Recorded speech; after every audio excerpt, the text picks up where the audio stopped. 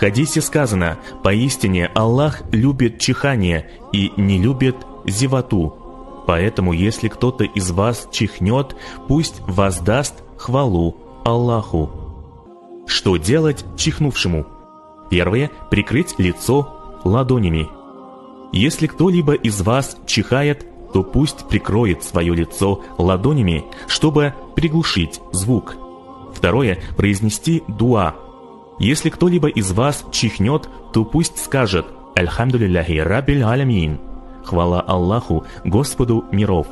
Третье – ответить на «Ярхамикаллах», а он пусть им ответит «Яхдикумуллах ва юслиху балякум» – да поведет вас Аллах прямым путем и приведет в порядок ваши дела.